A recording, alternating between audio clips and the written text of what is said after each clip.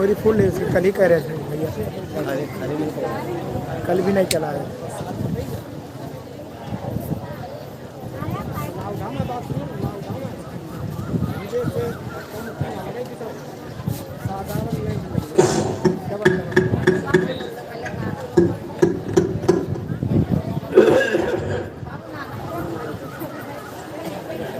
चलो चलो जल्दी चलो, रमिया आ जाओ, सत्संग का समय हो गया। सब लोग सामने आके बैठो और एक एक वचन वाणी को बड़ी सावधानी के साथ सुनो। जब सत्संग वचनों को सुनोगे तब तुम्हारे समझ में आएगा कि सत्संग किसे कहते हैं। सत्संग कोई कथा वार्ता का नाम नहीं है, सत्संग कोई भाषण की प्रवचन का काम नहीं है, सत्संग कोई मनोरंजन नहीं है। ये संत महापुरुषों की वचन वाणी जो हम सब जीवों की बहुपार कहानी है। ये जीवात्माएं भवसागर के पार कैसे जाएंगी, अपने सच्चे मालिक प्रीतम का कैसे दर्शन दीदार करें। प्रेमियों, इस युक्ति का नाम है सत्संग। सत्य माने ईश्वर, संग माने साक्षात्कार। ये जीवात्मा सूरतों मुद्दतों से अपने मालिक प्रीतम का दर्शन दीदार छोड़ चुकी है। अब इसे कौन ले जाएगा, कौन पहुंचाएगा, कौन बुलाएगा, उस मिलाने वाले को कहते हैं संत सद्गुरु। और मिलाने वाली युक्ति का नाम है सत्संग। ये दोनों चीजें आपको समय से मिली, लेकिन आपने उनकी कदर नहीं की। किसी पुण्य कर्म के कारण संत महापुरुषों के दर पे आप पहुंचे, लेकिन आपने उनकी कदर नहीं की, उनको जाना माना पहचाना नहीं। ये तुम्हारे जीवन का कितना बड़ा धोखा है। और इस धोखे की पूर्ति आप रुपए पैसे, धन दौलत, सामान से नहीं कर सकते, क्योंकि सद्गुरु दयाल की दया ये रुपए पैसे से मोल नहीं मिलती। जब जैसी उनकी मौत मर्जी हम सब कलयुग के जीवों पर हो जाती है तो वो अपनी दया की बरसात कर देते। अब ये उनकी दया की बरसात में कितने लोग टिप पाते, कितने छोड़ के भाग जाते। इसी को प्रेमियों कहते हैं कटरी। बहुत पहले एक इशारा किया गया था कि बच्चा एक दिन मेरी संगत बहुत बढ़ेगी, ऐसी बढ़ेगी जैसे नदी में बाढ़ आती, तो मैं इसकी छटनी करूंगा। छटनी होगी और कटनी होगी। जो लोग वचनों को नहीं समझ पाए, इशारों को नहीं मान पाए, तो कुदरत चटनी भी करेगी। और ये सब आपके सामने हो रहा, लेकिन आपकी समझ में अभी कुछ नहीं आ रहा, क्योंकि आप गुरु के वचनों को भूल गए हो, जो तुम्हें 10 जुलाई 1952 से 2012 ये मथुरा में आपको सुनाया गया।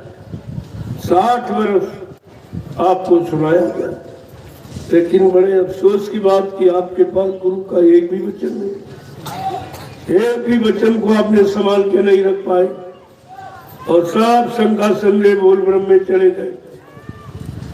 इतने अफसोस की बात है कि जिस मालिक ने 10 जुलाई 1952 से 2012 आपको मथुरा में सुनाया, जगह जगह बड़े बड़े कार्यक्रम करके सुनाया, 3 साकेत महायज्ञ करके सुनाया, तमाम दूरदर्शी के सम्मेलन अधिवेशन, तमाम भूमि ज्योतक खेतिहर काश्तकार संगठन के अधिवेशन सम्मेलन, ये सब आपको सुनाया। लेकिन अफसोस की बात यह है कि तुम्हारे पास एक भी वचन नहीं। तभी तुम शंका संदेह में चले गए, गुरु से हट गए हो, गुरु की दया से हट गए हो, तो आपने कितना भारी नुकसान किया। ये तो कोई आपको दे नहीं सकता, यहाँ मुक्ति कोई नहीं दे सकता। जो मुक्ति यहाँ कहीं रहती नहीं है, न तीरथ में, न मूरत में, न कागज में, न पत्थर में, न कोई ज्ञानी ध्यानी विज्ञानी, न कोई अवतारित शक्ति आपको मुक्ति दे सकती। मुक्ति के बारे में क्या लिखा? मुक्ति संत चरण की दासी, मुक्ति संतों के चरणों में रहती। और आपने संसदगुरु के चरण छोड़ दिए, फिर तुम्हें मुक्ति कहाँ मिलेगी? कभी इस पर विचार किया कि मुक्ति कहाँ मिलेगी? सदगुरु के चरण छोड़कर जहाँ गए हो, उनके पास चरण है कि पैर है? क्या पैरों की पूजा, चरणों की पूजा? पैर तो घोड़े गधे की भी लगे, क्या उनकी पूजा करके मुक्ति मिल जाएगी? इतना भी आपने विचार नहीं किया कि मैंने अपना कितना भारी नुकसान कर लिया। जो मुक्ति कोई दे नहीं सकता, आज तक दी नहीं, वो मुक्ति संतों के चरणों में बैठी और सदगुरु के चरण ही छोड़ दिए, उनकी शरण ही छोड़ दी, उनको भी छोड़ दिया। छोड़ी नहीं दिए, कुछ लोभी लाचियों ने झूठा प्रचार कर दिया कि बाबा जी शरीर छोड़ के चले गए, फिर मुक्ति किसको मिलेगी? आपने भी विचार नहीं किया। बाबा जी मुक्ति देने के लिए जिनको नामदान दिया है, अपना एक मुक्ति दिवस निर्धारित किया, जबकि इस संसार में आज तक किसी ने मुक्ति दिवस नहीं निर्धारित किया। आपको ये तो बताया कि जन्म दिवस, मृत्यु दिवस, स्वतंत्रता दिवस, गणतंत्र दिवस, शिक्षक दिवस, लेकिन मुक्ति दिवस किसी ने नहीं रखा, क्योंकि मुक्ति कोई यहाँ दे नहीं सकता। मुक्ति संत चरण की दासी, मुक्ति संतों के चरणों में दासी बन के रहती। और आपको ऐसे संत सदगुरु मिले तो मुक्ति तो आपकी हो ही गई थी, लेकिन आपने चरण शरण सब छोड़ दिया, गुरु को भी छोड़ दिया, गुरु को बुला दिया और स्वार्थी लोभी लाचियों ने इस तरह का झूठा प्रचार कर दिया और जिससे तुम गुरु को बिल्कुल भूल गए। अब तुम्हारी मदद कौन करेगा? तुम्हें ये भी नहीं मालूम है कि गुरु किस काम के लिए आता है और कौन सा काम करके जाता है। जो गुरु काम करके जाएगा उसी का नाम होगा, उसी का गुणानुवाद किया जाएगा, उसी का इतिहास लिखा जाएगा, उसी की महिमा, लोग उसी की पूजा करेंगे। तो आपको तो कुछ नहीं मालूम। इसलिए आज ये मौका मिला है, कोई तुम्हारा पुण्य कर्म का भाग जगा, जो तुमने तीन युगों से पूजा पाठ, तीर्थ व्रत, दान हवन, जप, गंगा स्नान जो किया, ये उसी का फल है कि आज आप सत्संग में आए। सत्संग ये सबको नहीं मिलता, बड़े भाग्यशाली थे। तो स्वामी महाराज ने क्या लिखा रामचरितमानस के उत्तरकांड में कि बड़े भाग पायो सत्संगा, का बड़े भाग जिनको समय के सतगुरु का सत्संग, समय के सत्संग, जो आए चले गए उनसे आपका काम नहीं होगा। आपको अपने समय का मौजूदा सदगुरु चाहिए, वो आपका तो क्यों कहते कि बड़े भाग पायो सत्संगा और विनय प्रयास होए भोभंगा। कोई आपको प्रयास नहीं करना, वो आपको भवसागर से पार करने आए हैं, भवसागर से पार करके ही जाएंगे। इतनी बड़ी चीज आपके लिए कलयुग में तैयार। अगर रामचरितमानस के उत्तरकांड को पढ़ लेते तो आपकी शंका निकल, अपने गुरु पर, गुरु के वचनों पर आप कभी शंका नहीं करते, लेकिन आपने उसको भी नहीं पढ़ा, न रामचरितमानस को जाना, न इनको पहचाना। ये दोनों काम आपके रह गए। जो भूतकाल को जान ले, वर्तमान में अपनी बना ले, उसका भविष्य बन जाता। भविष्य ऐसे नहीं बनता। भूत और वर्तमान ये दोनों की जानकारी से भविष्य का निर्माण होता, और आपने तो सब खो दिया। तुम्हारे पास कुछ एक भी वचन नहीं। जबकि बाबा जी ने जितनी मेहनत की उतनी हिंदुस्तान के सारे विश्व में कोई संत महात्मा ने इतनी मेहनत की उनके नहीं। उन्हें हिंदुस्तान का कोई प्रांत, कोई जिला, तहसील, ब्लॉक, शहर, कस्बा, गली, गांव कुछ छोड़ा नहीं जहाँ पर अपने आने की जानकारी, अपने जगह नाम की जानकारी और काम की जानकारी न दी। फिर भी आप नहीं समझ पाए। जिसने इतनी जानकारी दी, 60 वर्ष लगातार जानकारी देते ही रहे, लेकिन आपने 60 वर्ष में उनकी कोई मेहनत नहीं समझी और सारी मेहनत को पानी में डाल।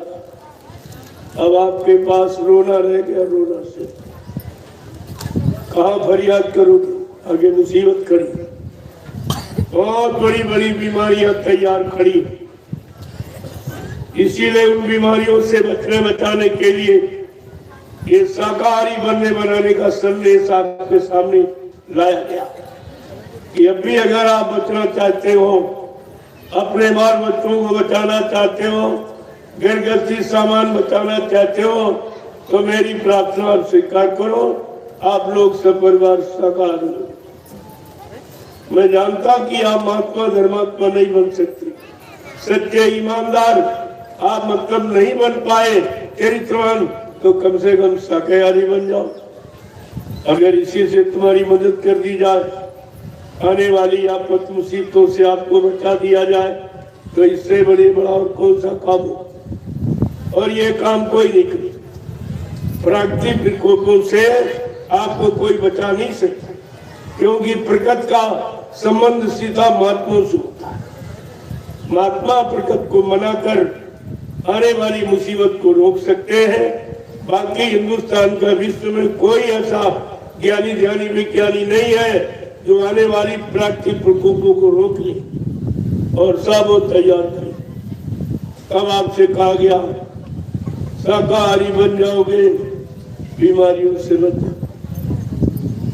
इतना छोटा काम, कोई खर्चा नहीं शाकाहारी बनने में, कोई खर्चा, बल्कि जो अपना धन आप बर्बाद करते हो गंदे खान पान में, बुद्धि नशा में, वो आपका धन बच जाए, आपके बाल बच्चों की पढ़ाई लिखाई के काम आवे, शादी ब्याह में काम आवे, घर मकान बनाने में काम आवे।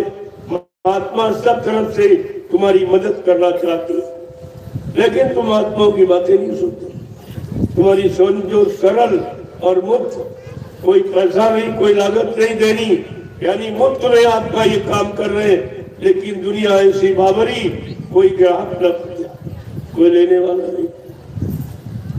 इतने दिन से आप पूजा पाठ कोई मिला?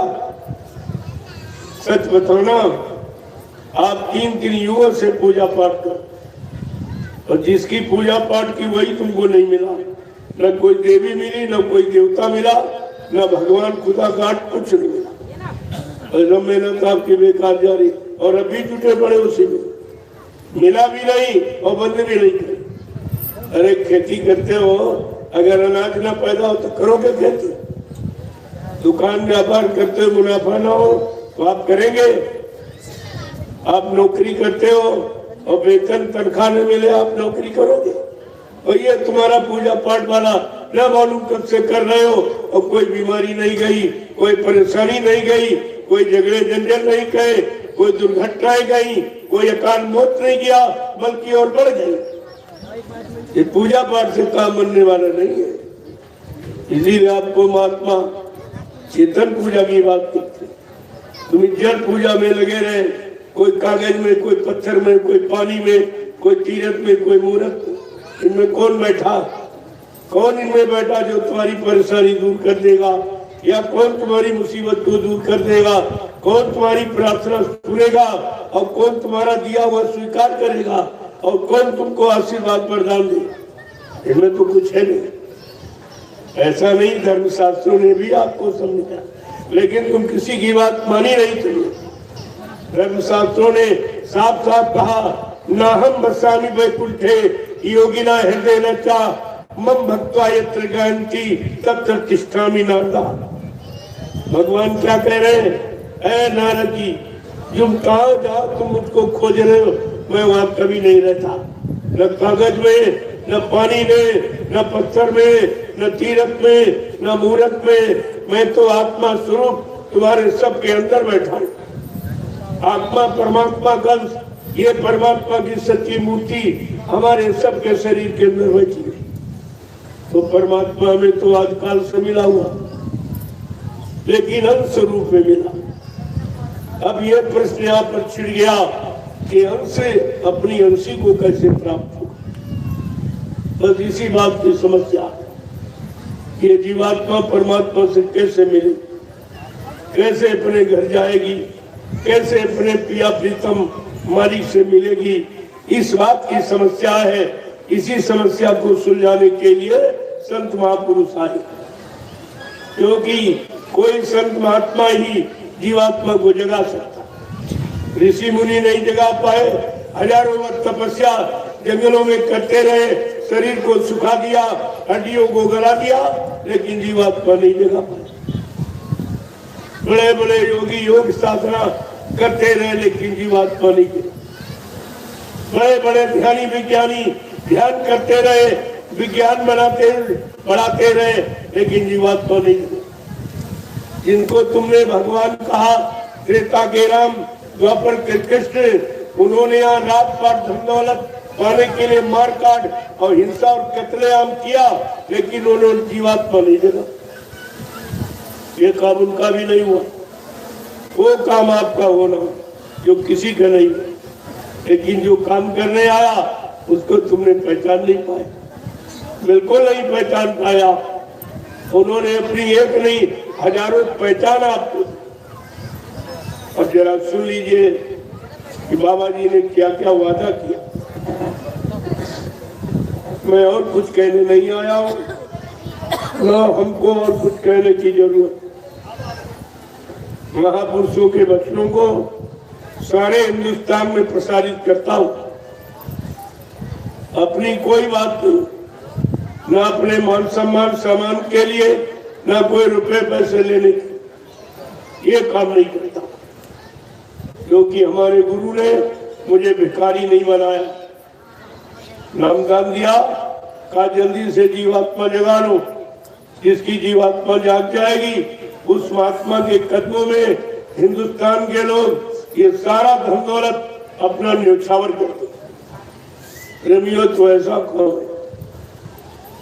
इसलिए अब आप जरा उन वचनों को सुन लो जो बाबा जी ने आपको 29 जुलाई 1952 से 2012 मथुरा में आपको सुनाया। जगह जगह हिंदुस्तान में कार्यक्रम करके सुनाया, और तुम सब भूलते। फिर से याद कर लो, यही तुम्हारे काम आएंगे, और यहाँ कोई काम आने वाला नहीं। जो कुछ आप इन दो आंखों से देख रहे हो, कानों से सुन रहे हो, हाथ पैरों से लेके आ रहे हो, ये सब तुम्हारे काम आने वाला नहीं। तुम माँ के गर्भ से नंगे और अकेले आए हो, और नंगे अकेले जाओगे। ये जो सामान हम इकट्ठा कर रहे हो, ये तुम्हारा नहीं है। ये काल भगवान का सामान इकट्ठा करते। जब आप नंगे अकेले आए थे, कोई मकान लेकर, कोई जमीन लेकर दुकान लेके आए नहीं, कोई पद पत्नी बाल बच्चे भाई बहन बिरादर लेके आए नहीं, कोई जाति पात, कोई मजहब धर्म, कोई पूजा पाठ तो लेके आए नहीं थे। आप नंगे अकेले, और जब जाओगे तो नंगे अकेले ही। फिर ये बीच में ये दुनियादारी क्यों कर, इनका छीना झपटी, इनका चुराना, इनका ले लेना, इनको धोखा देना, इनकी बेईमानी, इनसे छल कपट, यही तुम्हारे बार बार जन्म लेने का कारण बन गया। जो कुछ यहाँ अच्छा बुरा करोगे, ये कर्म प्रधान देश है। काल माया के देश में जो भी आप मन बुद्धि चित्त से करोगे, शरीर इंद्रियों से करोगे, उसका भुगतान यही करना पड़ेगा। उसने कर्मों के भुगतान के लिए या कर्मों के अनुसार सजा देने के लिए काल भगवान ने 4 खान 84 लाख योनियां जिस्म शरीर बना दिया। जैसा कर्म करोगे वैसी जगह भेज देगा। पशुओं वाले कर्म करोगे तो पशु योनि में, पक्षियों वाले कर्म करोगे तो पक्षी योनि में, जंगली जानवरों वाले कर्म करोगे जंगली जानवरों वालों शरीरों में, और कीड़े मकोड़ों के शरीर। बहुत बुरा पाप कर्म करोगे तो नाली में बदबूदार कीड़े उनमें तुम्हारी जीवात्मा को भेज दिया। देख बुरे कर्म का कितना बड़ा परिणाम है, कितना बुरा गंदा परिणाम है। ये सब सजा देने के लिए उसने पहले से व्यवस्था बना दी। कर्म भी कराता है, सजा भी देता है। और इसी में आप 3 युगों से फंसे पड़े हो, न कर्म बंद कर पा रहे हो, न सजा से मुक्ति पा रहे हो। दोनों काम नहीं आता, कर्म भी नहीं बंद करा पा रहा कोई, और सजा भी जो मिलती उससे भी कोई बंद नहीं करा पाया। क्योंकि ये अधिकार केवल संत महापुरुषों, वो तुम्हारे शारीरिक कर्मों को बदल देंगे। जब कर्म की व्यवस्था बदल देंगे तो अपने आप परिणाम जजमेंट भी आपका बदल जाएगा। तो इसलिए बाबा जी ने क्या क्या आपको सुनाया, आपने कितना याद रखा, कितना भुला दिया, जरा फिर से याद कर लो। जो पुराने लोग हैं वो अपना रेन्यू कर ले, ताजा कर ले। जो नए प्रेमी वो जानकारी ले रहे कि संत महात्मा किस काम के लिए आते हैं और कौन सा काम करके जाते हैं। यही जानकारी आपको रखनी थी, क्योंकि अभी तो कोई काम की शुरुआत नहीं हुई। इन स्वार्थी लोभी लालचियों ने महापुरुष के जाने की शुरुआत कर दी। बाबा जी का पहला वादा, जरा कान खोल के सुन लीजिए। बाबा जी का पहला वादा है, उन्होंने परिचय दिया, मैं किस देश से आया हूँ और कौन सा नाम लेके आया हूँ और कौन सा काम करके आया, कौन सा काम करने आया हूँ, ये सब जानकर तो जरा सुन लीजिए आप। कहा हम आए वही देश से जहाँ तुम्हारा धाम, तुम सबको घर पहुँचाना एक हमारा काम। कितनी बड़ी ये सूचना आपके लिए है। काल माया के देश में रहने वाले जीवों, मैं किस काम के लिए आया हूँ? तुम्हारी जीवात्मा को जगाने के लिए, परमात्मा से मिलाने। कहा मैं तुमको घर पहुँचाने के लिए आया हूँ। गुरु कह रहा मैं जीवात्मा को घर पहुँचाने के लिए आया हूँ, और चेलों ने गुरु को पहले ही पहुँचा दिया। जरा इन चेलों को देखो, इनको गुरुभक्त मानोगे? ये गुरु का शिष्य कभी कहला सकेगा? आप इस पर विचार कीजिए। ये गुरुभक्ति है कि गुरु का अपमान है? इससे बड़ा अपमान क्या हो सकता? मौत की अंतिम सजा है मौत, वो भी इन लोगों ने गुरु को दे दी। इनसे आप क्या उम्मीद रखते हो? जिसने गुरु को नहीं बख्शा, क्या तुम्हें बख्श देगा? इसने गुरु का सम्मान नहीं कर पाया, गुरु को नहीं समझ पाया, अपनी जीवात्मा का कल्याण नहीं करा पाया, कि तुम्हारा क्या कर देगा? आपको इनसे होशियार रहना चाहिए।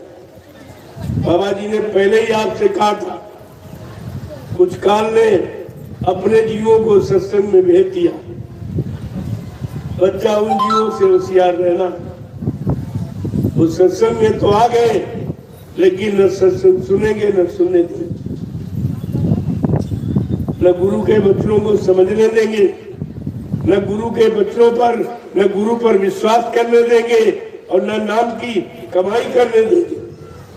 क्योंकि उनकी ड्यूटी इसीलिए लगाई काल ने कि किसी को सतगुरु के वचन सुनने मत देना, गुरु में जुड़ने मत देना, गुरु में विश्वास और सेवा और प्रेम भाव पैदा मत करने देना, और इसको नाम की कमाई करने मत देना।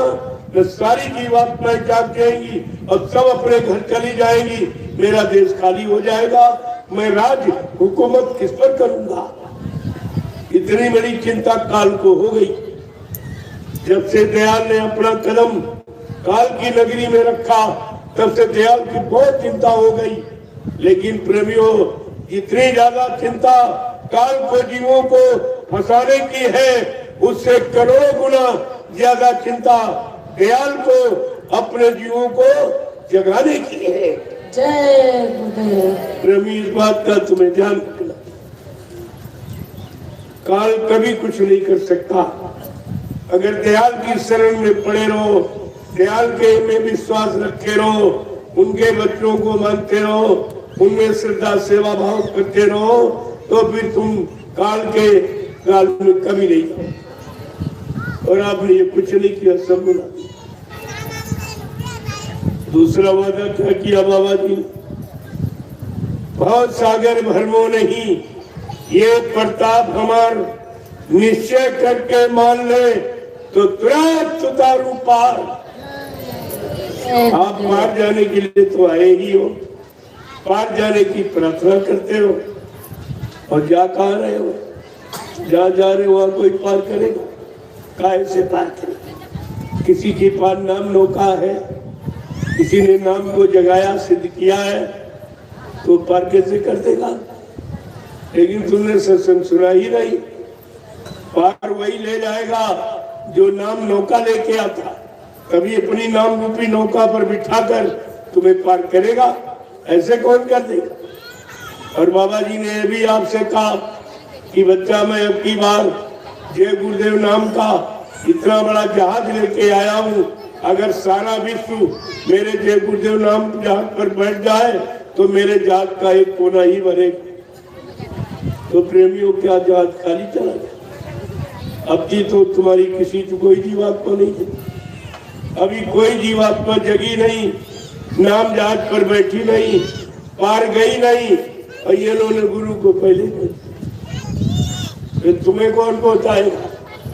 कभी इस पर बैठ के विचार करते हो तुम्हारी जीवात्मा को कौन पहुंचाएगा?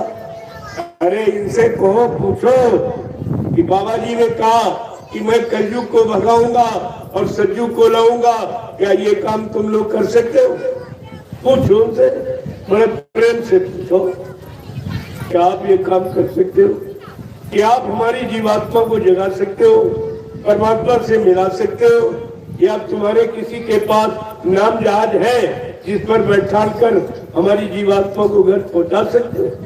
अगर आप ये पूछने लगो प्रेमियों, 2 मिनट में सच्चाई का राज खुल जाए कि सत्य क्या है और झूठ क्या है और असल क्या है और नकल क्या है, ये सब आपको परिचय मिले। लेकिन तुम्हारे पास गुरु का वचन ही नहीं है तो तुम प्रश्न ही क्या करो? जब सत्संग वचन हो तब तो आप प्रश्न करोगे। और तुमने प्रचार खूब किया, गली गली गांव गांव शहर कस्बों में तुमने ये कहा है कि जय गुरुदेव विश्व को सुख शांति जय गुरुदेव नाम से मिलेगी और विश्व को सच्ची सुख शांति बाबा जी से मिलेगी। अब तुम्हें ये कह रहे हो बाबा जी मर के चले गए, तो विश्व को सच्ची सुख शांति कौन देगा? ये भारत की जनता आपसे पूछेगी, आपने तो ये प्रचार किया, तो कहेगी तू भी झूठा, तेरा गुरु भी झूठा। तुम्हारी पहचान गुरु से है, अगर गुरु सच्चा नहीं तो तुम जीवन में कभी सच्चे नहीं बने। और तुमने गुरु को झूठा कह दिया कि झूठ बोल के चले गए, वादा खिलाफी करके चले गए, दगेबाजी करके चले गए। ये कितना बड़ा अपराध तुमने किया। अपने गुरु को आपने बदनाम किया, अपने गुरु को झूठ बोलने वाला कह रहे हो। अगर गुरु तुम्हारा झूठा हो जाएगा, क्या तुम सब चेले कभी सच्चे माने जाओगे? ये भी बोल गया। कहने के पहले सोचना चाहिए, बिना विचारे जो करे सो पाछे पछताए, और काम बिगाड़े आप लोग और जग में हुए आसार। सारा विश्व हंस रहा, तुम्हारे पर सारा विश्व हंस रहा। ये कैसे चेले जो गुरु को बदनाम कर रहे, गुरु का झूठा प्रचार कर रहे, केवल स्वार्थ लोभ लालच के। वो भी मथुरा के 5 लोगों ने प्रचार किया, इसलिए कि अगर हमें कह दे बाबा जी मर गए तो मथुरा का राज्य हमको सब मिला। बताइए, जिन्होंने गुरु को नहीं समझा क्या तुम्हें समझ लेंगे? जिन्होंने गुरु को नहीं बख्शा क्या तुम्हें बख्श देंगे? ये तो बात आपको ध्यान में रखनी चाहिए। इन्होंने कुछ 5 लोगों ने नाटक किया, तुम 45 करोड़ क्या कहते हो? इतने चेले हो, तुम क्या कहते? अगर तुम्हारे पास गुरु के वचन होते तो आप तुरंत कहते, तुम कैसे कह रहे हो बाबा जी चले गए? बाबा जी ने तो ये कहा मैं परिवर्तन करके जाऊंगा, मैं कलयुग भगा के जाऊंगा, सतयुग ला के जाऊंगा। सबको न्याय सुरक्षा रोजी रोटी की व्यवस्था बना के दूंगा। जितने को नाम दान दिया इनकी जीवात्मा को घर पहुंचा के जाऊंगा। अगर ये सब आपके पास होते तो आप तुरंत जवाब देते, लेकिन तुमने सब भुला दिया। इसीलिए बाबा जी ने आपसे कहा था कि बच्चा मेरे सत्संग बच्चों को बहुत संभाल के रखना। अगर कहीं तुमने मेरे सत्संग बच्चों को बुला दिया तो मेरी दुआ दया के भंडार से तुम करोड़ों कोस पीछे चले जाओ। और आपने वही किया, बच्चों को भूल गए, कितनी दूर चले जाए। इतनी दूरी बढ़ गई है, इनका वापिस आना बड़ा मुश्किल, और अभी दूरी बढ़ाते चले जाओ। मैं इनकी दूरी कम कर रहा हूँ कि अभी जाग जाओ, अभी वक्त है, अभी वक्त है। गुनाहों से तू तौबा कर ले, फिर न कहना हमने सुना था पैगाम नहीं। मैं आपको कहने नहीं दूंगा कि मुझे बात फिर से मौका आपको दे दिया। वैसे किसी शक्ति ने दोबारा मौका नहीं दिया। भगवान राम ने एक बार समझाया रावण को, नहीं मारा तो मार काट के खलिहान कर दिया। भगवान कृष्ण ने एक बार कंस को समझाया, यदुवंशियों को समझो, महाभारत कहते हो, अरबों खरबों चली गई, अरबों खरबों का जीवन चला गया। प्रेमियों, न मानने का परिणाम विनाश, और आप नहीं मानोगे तो आपका भी होगा। आपके लिए तो कलयुग में लिखा हुआ रामचरित मानस के उत्तरकांड को पढ़िए कि कलयुग के जीव अगर नहीं मानेंगे तो इनका परिणाम क्या होगा कि साधु ज्ञा का फल ऐसा और जरे नगर ये अनाथ कर जैसा। अगर कलयुग के जीवों ने साधु संत महात्माओं की आज्ञा का उल्लंघन किया, वो परिवार, वो समाज, वो देश, राष्ट्र, मुल्क के जातियां, ये सब जल के राख हो जाएगी। आपका तो समय एक अवसर दिया जाए। अगर अभी आप जाग जाओ, केवल शाकाहारी बन जाओ, तभी आपको विनाश से रोक लिया जाए। इतनी दया आप पर हो जाएगी अगर आप शाकाहारी। इतनी बड़ी चीज देखिए। पहले शाकाहारी का मतलब समझो, ठंडे, शराब, गोश्त, मांस, मछली और मुर्दा मांस आपको नहीं, मुर्दा, जिंदा मुर्दा खाए, ये अच्छी बात है। ये अच्छी बात ज्ञान की, धर्म की बात है कि जिंदा मुर्दा खाए। अरे मुर्दा कौन खाते हैं? कुत्ता, कौवा, गीत। भगवान ने जितने जीव बनाए सबका भोजन है, सबका भोजन। पशुओं का अलग, पक्षियों का अलग, जंगली जानवरों का अलग, कीड़े मकोड़ों का अलग, आदमी इंसान का भोजन सबसे अलग। क्यों? भगवान को इंसान सबसे ज्यादा प्यारा। 4,84 लाख योनियों में, शरीरों में भगवान को इंसान बहुत प्यारा। भगवान राम ने कहा भी है कि सब मेरे इस सब उपजाए और तीन में आधी के मनुज में भाई। भगवान राम ने क्या कहा? ये सारी सृष्टि मेरी ही बनाई। किसी विज्ञान इंसान ने एक भी जीव जंतु नहीं बनाया, ये सब मेरा बनाया हुआ। और इनमें 83,99,999 योनियां मैंने भोग की बनाई, और मानव योनि, मानव शरीर मैंने योग के लिए बनाया। और ये भी आप भोगों में व्यतीत करो, क्योंकि तुम्हारी पुरानी आदत 83,99,999 योनियों में जो भोग भोगते रहे, बाल बच्चे ही पैदा करते रहो, दूसरा कोई काम नहीं। वही पुरानी आदत बन की, फिर आपको उसी में फंसा दिया। ये संत महापुरुषों की दया हुई, एक निकलने का अवसर मिला। यहाँ कोई नहीं निकल पाया, न ऋषि मुनि निकल पाए, न योगी, मार्च न अवतारी शक्तियां, कोई, सब इसी में फंस कर रहे, बाल बच्चों निकल नहीं पाए कोई। आज ये अवसर कलयुग में संत महापुरुषों की दया से जो आपको मिला है, आप भी उस लाभ से वंचित हो गए। आप लोग भी राज्यों के बहकावे भरमामे में आ गए। अपना एक कीमती समय आपने खराब कर दिया। जो मानव शरीर का मिला परमात्मा की प्राप्ति के लिए, वो भी उन लोगों के साथ फंसकर आपने गंवा दिया और फिर उन्हीं भोगों में चले गए जहाँ से बाबा जी ने सत्संग सुना सुना कर आपको निकाला था। आप फिर वही चले गए। तो जीवों का कितना बड़ा दुर्भाग्य। मैं आपसे एक बात पूछना चाहता हूँ, आप बाल बच्चे परिवारदार हो, सही बोलना। आप लोग मथुरा जाते थे तो गुरु का दर्शन करने गए थे कि चेलों का? गुरु महाराज का। जोर से बोलो। गुरु महाराज का। आप लोग मथुरा जाते थे गुरु का दर्शन करने कि चेलों का दर्शन करने? गुरु का।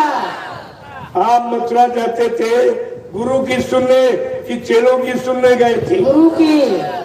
आप मथुरा जाते थे गुरु की मानने कि चेलों की मानने जाते थे? गुरु की मानने। आप मथुरा जाते थे गुरु भक्ति करने गए थे कि चेला भक्ति करने गए? गुरु भक्ति करने गए। और तुम सब चेला भक्ति, ये जितने सब चेला भक्ति कर। चेला पार करेगा कि गुरु पार करेगा? ये भी होश नहीं रहा तुमको। अगर चेला पार कर देता तो गुरु को आने की क्या जरूरत थी? गोस्वामी जी महाराज ने रामचरितमानस इसीलिए लिखी कि कलयुग के ज्ञानी या ज्ञानी इन सब जीवों को सही सच्चा रास्ता बताने के, संतों और गुरुओं की महिमा इनको बताने के लिए और उनका काम कैसा होता है ये सब सिखाने के रामचरितमानस की रचना की। तो गोस्वामी महाराज ने क्या लिखा? अगर यही पढ़ लेते तब भी आपका काम हो जाता। उन्होंने क्या लिखा कि गुरु बिन भवनिधि इतना न कोई, और जो बिरंची शंकर समूह होई। कहते ब्रह्मा विष्णु के महादेव के समान कोई इंसान धनवान बलवान बुद्धिमान क्यों न बन जाए, लेकिन ये भवसागर बगैर समय के सदगुरु के कोई पार नहीं जा सकता।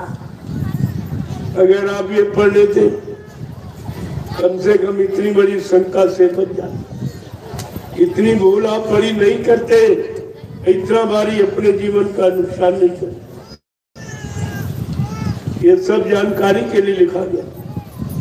ये बातें सुनाने भाषण प्रवचन के लिए नहीं लिखा। ये सब अपने जीवन में उतारने के लिए और लाभ प्राप्त करने के लिए। लेकिन सब उल्टा हुआ, सब सुनाने देखा कि कोई करने वाला कोई नहीं, सब एक दूसरे को सुनाने व पढ़ाने वाले। तो गोस्वामी महाराज को लिखना पड़ा कि परम उपदेश कुशल बहुतेरे, और जे आचरहि नर ना घनेरे। कि दूसरे को उपदेश करना सुनाने में बड़े कुशल, बड़े चालाक होशियार बुद्धिमान बनते, लेकिन वही नियम कानून जब अपने पर लगाने की बात आई तो सब अटके। अपने को कोई सुधारना नहीं चाहता। अरे प्रेमियों, इससे तुम्हारा क्या भला होगा? अगर दूसरा सही हो गया, अच्छा बन गया तो तुम्हें क्या मिला? तुम्हें क्या मिला? तुम अपने बनने बनाने की बात करो। तुम बन जाओ तो दूसरों को बना दोगे। अगर तुम नहीं बने तो किसी को बनाना सिखा नहीं सकते। ये काम अपने को करना। अपने बगैर गंदी आदत, गंदा खान पान, गंदी संसोबत है। इतना अच्छा भाषण कहीं से रट लिया हो, सुनाओ तो लोगों पर तुम्हारा असर नहीं पड़ेगा, क्योंकि तुम्हारे में अवगुण है। तो तुम्हारे जो गुण का बखान करोगे वाणी से, वो अवगुणी पुरुष का कोई प्रभाव नहीं पड़ेगा।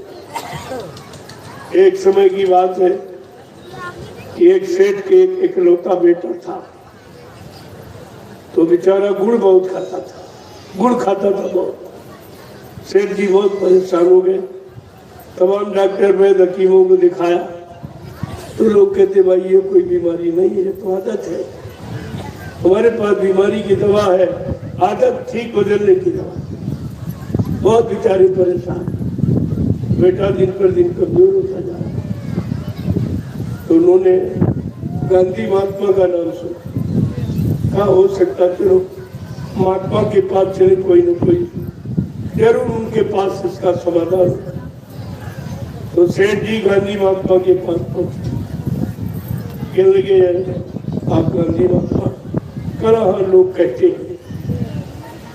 कहा कि मैं एक काम के लिए आया हूँ, सब डॉक्टर वैद्य हकीमों ने जवाब दे दिया मेरा बेटा गुड़ बहुत खाता, इसका इलाज किसी के पास। तो गांधी महात्मा ने कहा अच्छा ऐसा है, 1 महीने के बाद किया। तो सेठ ने कहा चलो इतना समझ गया, 1 महीने बाद नहीं। कारण क्या था? जब सेठ जी बच्चे को लेके आए थे तो गांधी महात्मा भी गुड़ खाते थे, वो भी गुड़ खाते थे। कहा मैं खुद ही गुड़ खाता हूँ, मेरे वचन का असर बच्चे पर नहीं पड़ेगा क्योंकि ये गुड़ मेरे पास खुद है। तो मैं 1 महीने इसको छोड़ के देख लूं। तो 1 महीने उन्होंने मेरी गुड़ छोड़ के देख लिया। जब बच्चा आया तो उसके सिर पर ऐसे हाथ फेरा, कहा देखो बेटा गुड़ खाना अच्छी बात है, छोड़। तो सेठ जी ने कहा इतनी बात कहनी थी तो उसी दिन कह देते। कहा उस दिन तो कह देता, लेकिन उस दिन जब बच्चे को लेके आया तो मैं भी गुड़ खाता था, मैं जानता था ये दुर्गुण मेरे पास है तो मेरी बात का असर बच्चे पर नहीं पड़ेगा, पहले मैं इस दुर्गुण को छोड़ के देख। जब छोड़ के देख लिया तब मेरी बात का असर पड़ा। प्रेमियों, इस समय जितने वक्त आप देख रहे, चाहे वो धर्म के हो, चाहे गीता भागवत पुराण कोई पढ़ते हो, लेकिन किसी का असर समाज पर नहीं, बल्कि समाज बिल्कुल उल्टा होता चला जा रहा। धर्म की जगह अधर्म बढ़ रहा, पुण्य की जगह पाप बढ़ रहा, सत्य की जगह झूठ बढ़ रहा। आप बात देख लीजिए। और मानवता की जगह दानवता बढ़ रही, दया और रहम की जगह हिंसा मारकाट बढ़ रही, सुरक्षा की जगह लूटपाट चोरी डकैती कत्ल बढ़ रहा। ये सब उल्टा क्यों हो रहा? आपको धर्म सिखाया जा रहा लेकिन अधर्म बढ़ रहा, पुण्य कराया जा रहा पाप बढ़ रहा, और जितनी पूजा आपसे कराई जा रही उससे ज्यादा बीमारी और बढ़ रही, परेशानियां और बढ़ रही, दुख तकलीफ और बढ़ रहे। कोई वाली सुखी नहीं है। 2 वर्गों से समाज का निर्माण हुआ, एक गरीब एक अमीर, और दोनों परेशान। चलो गरीब गरीबी के कारण परेशान, उसका तो कहना ठीक, लेकिन अमीर क्यों परेशान? अमीर परेशान है अब व्यवस्था के कारण। व्यवस्था इतनी खराब, उसको डर है कि रात में कहीं मेरे यहाँ चोरी न हो जाए, कहीं डकैती न पड़ जाए, कहीं मेरा कत्ल न हो जाए, कहीं मेरा अपहरण न हो जाए। तो बेचारा धनी धनी तो और ज्यादा परेशान। अब उसकी रात की नींद हराम और दिन की रोटी। अब जहाँ दोनों वर्ग परेशान हो उस समाज में कुछ बचा? अरे इस पर भी आपको विचार करना चाहिए। आज की समाज में कुछ बचा? समाज का सच्चा अर्थ है पारस्परिक सामंजस्य को बनाए रखना। सामंजस्य तो खत्म हो। दूसरा अर्थ है समाज जो सब प्रकार से मजीद साफ सुथरी, क्या तो सब तरह से गंदी, रात मार काट हिंसा चोरी कतलेआम बेचार कुचार दिनों दिन बढ़ता चला जा रहा। प्रेमियों, समाज रहा कहाँ? ये मानवीय समाज नहीं रही, दानवीय समाज, हिंसात्मक समाज। और तुम्हें सिखाया जा रहा था, तुम्हारे गांधी महात्मा ने कहा, उनका सिद्धांत था हिंसो परमा धर्म, अहिंसा परमो धर्म, और यहाँ हिंसा परमो धर्म। गांधी जी की जय जयकार कर रहे हैं, जिंदाबाद के नारे लग रहे हैं, लेकिन गांधी जी की एक भी बात नहीं है। गांधी जी का मूल सिद्धांत था अहिंसा परमो धर्म, जीव की हिंसा न करना, सारे जीवों की रक्षा हिफाजत, उन पर दया करना। कहा ये मेरा मूल जीवन का सिद्धांत। आज गांधी का नाम लिया जा रहा, लेकिन सिद्धांतों को तिलांजलि दी जाए। कोई मानने को तैयार नहीं। चारों तरफ हिंसा ही हिंसा, अहिंसा के पुजारी के चारों तरफ हिंसा ही हिंसा दिखाई दी। कि गांधी का नाम ले रहे हो कि बदनाम कर रहे हो?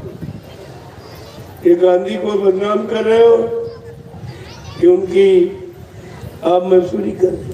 कुछ सब उल्टा। ऐसा क्यों हो रहा? विनाशकारी विपरीत बुद्धि। जब जिनका विनाश होने को होता उनकी बुद्धि विपरीत दिशा की तरफ चली जाती।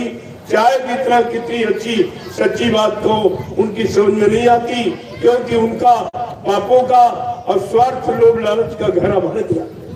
ये घड़ा भर गया। अप्रमेय हो ये फूटने वाला। जब घड़ा फूटने को होता है तो मानव की बुद्धि कैसी होती? जब जैसी हो तब्यता तब तैसी मति होए, और काल रेख की लेख को मेट सके नहीं कोई। जो काल ने अपनी लेखनी चला दी उसको ये मेट दे। हाँ, संत महात्मा मेट सकते, लेकिन उनके पास ही आएंगे नहीं। उनसे तो बैर भाव रखते, उनसे दूरी बनाए हैं, और कोई मेट सकता नहीं। उनके लिए लिखा कि संत लेख पर मेख मारे, मेटे हम तो कौन संभाल की। तो ब्रह्मा ने कलम चला दी, तुम्हारे पाप कर्मों की सजा और लाभ देने की। अगर संत महात्मा चाहे तो ब्रह्मा के कलम का लिखा अक्षर मेट सकते, उनको सृष्टि में पूरा अधिकार है। ऐसे समृद्ध मालिक आपको मिले जो ब्रह्मा की कलम का लिखा अक्षर भी मेट सकती। आपने उनको भी बुला दिया, उनको भी अपना बना के नहीं रख पाए और अपना कोई काम नहीं करा पाए। ये तुम्हारा सबसे बड़ा दुर्भाग्य। अब तुम अपने आप को भविष्य में ये भी नहीं कह सकते हो कि मैं बाबा जय गुरुदेव जी महाराज का शिष्य हूं। तुमने शिष्य बनने का अधिकार खो दिया, क्योंकि तुमने क्या प्रचार किया कि बाबा जी मर गए। ये मुद्दा किसको कहा जाता? अरे राजनीति क्षेत्र में आप देखिए, एक दूसरे का प्रतिद्वंदी दुश्मन समझकर ये सब प्रयोग करता है मुर्दाबाद। और दूसरा बड़ा अपमान करना होता है तो किसी चौराहे पर उसके नाम का पुतला जला देते। तुमने गुरु का दोनों तरफ से अपमान किया, मुर्दा भी कह रहे हो कहा, और मथुरा में पुतला भी जलाया। तो तुमने दोनों काम किए, दोनों तरह से आपने गुरु को सजा दी। इसलिए तुम्हारा अपराध अब ये क्षमा करने योग्य नहीं। आप कहाँ जाओगे? कौन तुम्हें क्षमा करेगा? इसलिए एक बार ये मौका दे दिया गया। अगर अभी जाग जाओ, चेत जाओ और गुरु की शरण में आ जाओ तो तुम्हारा बचाव हो सकता। नहीं तुम जानो, तुम्हारा काम जानो। हमें तो आदेश कहने का मिला, लोगों को सुना दो, बता दो, समझा दो, सिखा दो, जगह जगह करके खड़ा कर दो, इनका भूला भटका रास्ता बता दो। जो भूल गए, बिसर गए, उन बातों को खोल के रख दो। मैं सब काम आपके सामने कर, और आपको सोचना पड़ेगा, आज नहीं तो कल। अब ज्यादा समय नहीं, ये परिवर्तन की घड़ी है। आप ऐसा मत सोचो कि जो कहा गया वो होगा नहीं, जो कहा गया वही होगा, इसके अलावा कुछ नहीं। क्योंकि संत वचन पलटत नहीं, पलट जात ब्रह्मांड। चाहे ब्रह्म अपनी ब्रह्मांड की रचना में तब्दीली बदलाव क्यों न कर दे, लेकिन संत जो कहेंगे वो करके दिखाएंगे। संतों की जबान दस्तावेज है, ये सब आपको विचार करना चाहिए। एक बात आपसे और पूछूंगा कि आप लोग सच बताना, आप लोगों ने नामदान गुरु महाराज से लिया या किसी चेले से लिया है? जोर से बोलिए। अरे भाई, सच्चाई को क्यों छिपाती हो? आप लोगों ने नामदान गुरु महाराज से लिया या किसी चेले से लिया है? गुरु महाराज से। आपका हाथ गुरु महाराज ने पकड़ा या किसी चेले ने पकड़ा है? गुरु महाराज ने। आपकी जीवात्मा को जगाने का, परमात्मा से मिलाने का, निर्धाम पहुंचाने का वादा ये गुरु महाराज ने किया या किसी चेले ने किया? गुरु महाराज ने।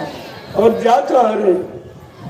नामदान गुरु से लिया, हाथ गुरु ने पकड़ा, वादा गुरु ने किया घर पहुंचाने का, और जा कहाँ रहे? चेलों के पास। क्या चेले ये काम करते? अरे वो चेले भी नहीं गुरु के, दूसरे के नहीं। जब गुरु से काम नहीं हो पाया, क्या उन चेलों से तुम्हारा काम हो जाएगा? ये सब आपको विचार करके रखना चाहिए। और इतना झूठा प्रचार करके आपको इन लोगों ने गुरु से इतनी दूर कर दिया कि अब आप नजदीक बहुत मुश्किल है, बहुत, क्योंकि ये जिंदा सुनना पसंद नहीं। गुरु को जिंदा कहना इनको अच्छा नहीं लग रहा। मैं आपसे ये पूछता हूँ, जिंदा कहना अच्छा है कि मुर्दा कहना अच्छा? इतनी बात ये नहीं समझ पाए, ये अपने गुरु को जिंदा सुनना भी पसंद नहीं। आज ये बड़ा अनोखा विषय है। आज भी भगवान राम के भक्त आपस में प्रेम से रहते, कोई नहीं रहते, कोई लड़ते झगड़ते नहीं। इस भगवान के वक्त कोई लड़ते झगड़ते नहीं। शंकर जी के वक्त, हनुमान के वक्त, देवी देवताओं के वक्त कोई नहीं। लेकिन आज गुरु भक्ति है क्या क्या? जरा इसको देखो, आपस में कितना लड़ता झगड़ता। अरे लड़ना झगड़ना कहाँ होता? जहाँ जब जमीन जोरू का रगड़ा होता। आप मथुरा गए थे, क्या आश्रम छीनने गए थे, कि जमीन पर कब्जा करने गए थे, कि आश्रम पर कब्जा करने गए, कि गुरु से प्रेम करके अपनी जीवात्मा का कल्याण कराने गए थे? इतना भी होश तुम्हारे अंदर नहीं है, और आपने ये किया क्या? अब तो वो समय आ गया तुम्हारे कर्मों की सजा मिलने। लेकिन मौज हो गई कि एक बार ये फिर मौका आपको दिया जाए, एक बार ये फिर मौका। अगर अब की चूके तो फिर 84 जाओ। अगर अब की बार आप चूक गई तो फिर तुम्हें कोई निकालने वाला न आएगा, और न कोई इस तरह तुम्हारे लिए हमदर्दी करेगा। ये सब काम समाप्त। अब तो लोग हमारी नकल भी नहीं करते, वैसे नकल करने का प्रयास कर रहे हैं, लेकिन सत्य तो सत्य ही होता। अब ये काम कोई नहीं कर सकता, प्रसाद बना दे, ये तो किसी को बस की बात नहीं। प्रसाद बनाना विश्व में कोई जानता ही नहीं, इसीलिए सब लोग कहते हैं प्रसाद दुकान से खरीद के लो। अरे प्रसाद खरीदा जाता कि बनाया जाता? और बनाने की क्षमता किसी में है नहीं। कोई ज्ञानी ध्यानी विज्ञानी ये करे। प्रसाद वो बनाएगा जिसने अपने सदगुरु को खुश कर लिया, उनके आदेश हुक्म का पालन करके उनके वचनों को अपने जीवन का आधार बनाकर जिसने अपने सदगुरु को खुश कर दिया। वो अपने गुरु की खुशी, उनकी दुआ और दया किसी वस्तु में प्रवेश करके जीवों को लाभ दे सकता है। जब कोई नहीं तुम्हारे लिए निकला, मैं कोरोना काल से बराबर देख रहा हूँ, इतनी आपत्ति मुसीबत इस भारत की जीवों पर आई। न कोई धार्मिक महात्मा निकला चिंता लेकर, न कोई नेता निकला चिंता लेकर। इसका मतलब किसी को तुम्हारी चिंता नहीं है, कोई नहीं निकला। तुमने चंदा नोट वोट किया, महंगाई आपने झेली, टैक्स आपने भरे, जीएसटी आपने भरी, लेकिन तुम्हारे दुख मुसीबत आपत्ति में कोई तुम्हारे दरवाजे नहीं है। तुम्हारे गांव गली में कोई नहीं आया, और जिनको दान दक्षिणा रुपया पैसा धोती रोटी लंगोटी दी, और न कोई लाल पीले कपड़े पहने और दाढ़ी बार रखने वाला न कोई महात्मा है, कोई नहीं। ये दोनों नहीं आए, और दोनों को आपने बहुत दिया। वो तो आपने कुछ दिया नहीं, ना मैंने कभी मांगा, लेकिन मैंने देखा किसी को चिंता नहीं, उनकी चिंता किसी को है ही नहीं। तो कोई ना कोई तो होना चाहिए। ऐसा थोड़ी सब ऐसे कभी बीज निर्बीज नहीं होता, धर्म का बीज पूर्णतया समाप्त नहीं होता। तो मैं नैमिषारण्य की पावन पवित्र भूमि से जहां 88 ज्ञानेश्वर तपस्या की, इतनी बड़ी संख्या ऋषि मुनियों की पूरे विश्व में कहीं एक जगह इकट्ठे होकर तपस्या नहीं की। वो पावन पवित्र भूमि नैमिषारण्य, वहां से मैं ये महाप्रसाद लेके निकला और पूरे हिंदुस्तान में गली गली सड़कों सड़कों दरवाजे दरवाजे आवाज लगाकर ये प्रसाद दे रहा हूं। और इसके बदले कुछ प्रसाद बेचा नहीं जाता, प्रसाद बांटा जाता। और ये काम कोई नहीं करता। तो अब तो हमारी लोग नकल भी नहीं करते। काफिला तो कोई निकाल लेगा और निकाल रहा है, लेकिन साइकिल का नहीं निकाल सकता। तुम रुपया देकर किसी से रोज 50 किलोमीटर 60 किलोमीटर 70 किलोमीटर साइकिल नहीं चलवा सकते। पैसा देके आप ये काम नहीं कर सकते। और प्रेमी स्वेच्छा से, इनको मालूम है ये कलयुग का इतिहास बन रहा। कलयुग के इतिहास में ये पात्र होंगे, इनकी त्याग और तपस्या सराहनीय है। आज इतनी भीषण गर्मी में सब लोग छाया ढूंढते हो और ये सड़क पर चल रहे। सबसे महत्वपूर्ण बात है कि 50 कन्याएं चल रही, जिन्होंने कभी घर के बाहर झांक के नहीं देखा कि धूप क्या होती है, गर्मी क्या होती है, साइकिल कैसे चलाई जाती है। ये कुछ नहीं, 50 कन्याएं जो साइकिल यात्रा, ये छोटा मोटा इतिहास नहीं है।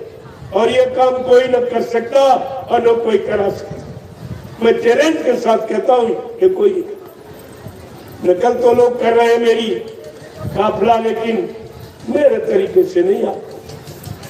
वो काम तुम्हारे बस का नहीं है। ना तुम इनको प्रसाद देकर इनको शक्ति बल प्रदान कर सकते हो और ना साइकिल तुम चलवा सकते हो, ना इस तरीके से तुम कार्यक्रम लोगों को करके सुना के जंगल में बैठा सकते हो। ये भी काम कोई। और आपके सामने आज इतने लोग बैठे हो, क्या मीडिया पत्रकार के कान नहीं है? क्या शासन प्रशासन के पास कान नहीं है? मैं परमिशन लेके कार्यक्रम कर रहा, ऐसे नहीं। उनको विधिवत जानकारी देके कि मैं ये काम करने जा रहा हूँ आपकी जनता के बीच, और आपका प्रथम कर्तव्य है अपनी जनता के बीच होने वाले संदेश को पहले आप सुनिए, आप उस पर विचार कीजिए।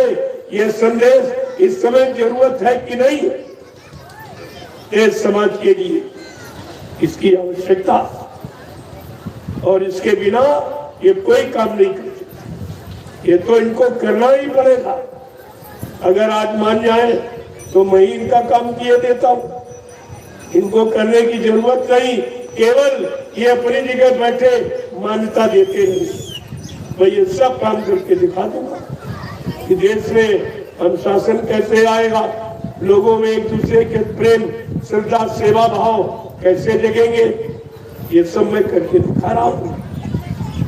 और ये हर स्थिति में रहना सीख रहे। इतनी बड़ी तपस्या, धूप में चलना, साइकिल चलाना और जमीन पर सोना, और जो मिल जाए भंडारे में भोजन मिले। पहले इस कलयुग में देखिए आप, जहाँ लोग फैशन के नीचे जिंदा नहीं रहना चाहता, आज वो साइकिल यात्रा कर, साइकिल यात्रा, और कपड़े कैसे उनके जरा उनको भी देखिए। अपनी पहचान के लिए अपने गुरु की गौरव गरिमा खत्म न हो, लोग जाने कि मैं किनका भक्त हूँ, इसलिए गर्मी गर्मी नहीं देख ले एक बनियान अंडरवियर पहन के साइकिल चला। ये क्या है? ये है सच्चा प्रेम, ये सच्ची भक्ति है। तो आज आपके बीच में ये तो ऋषि मुनियों ने नहीं, वो भी नहीं था। आज कलयुग में हो रहा है। कहते कलयुग खराब है, हम कहते कलयुग सबसे अच्छा है। अगर आपको अच्छाई देखना है तो सड़कों पर देख लीजिए आप। ये 2000 प्रेमी साइकिल चला रहा, देखिए आप। और 250 लगभग मोटरसाइकिल, 4 व्हीलर अलग। मैंने भी आह्वान नहीं किया, अगर सरकार मेरा साथ दे दे तो मैं वो आदमी हूँ जो 10 किलोमीटर तक आदमी में आदमी भिड़ा के बैठा दूंगा।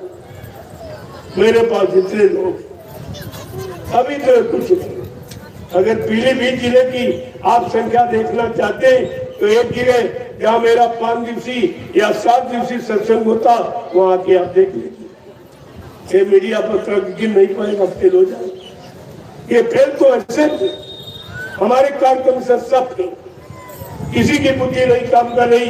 ये क्या कर रहे हैं और पता नहीं कब क्या करने लगे, कोई सूचना नहीं, कोई जानकारी नहीं, और शुरुआत कर देती। इस काफिले की कोई जानकारी मैंने नहीं। मैं अभी बिहार और झारखंड में काफिला लिए घूम रहा था। भीषण सर्दी में, दिसंबर जनवरी में कितनी सर्दी, लोग रजाई के बाहर जाना नहीं चाहते, और एक काफिला सड़कों पर चल रहा था बिहार झारखंड।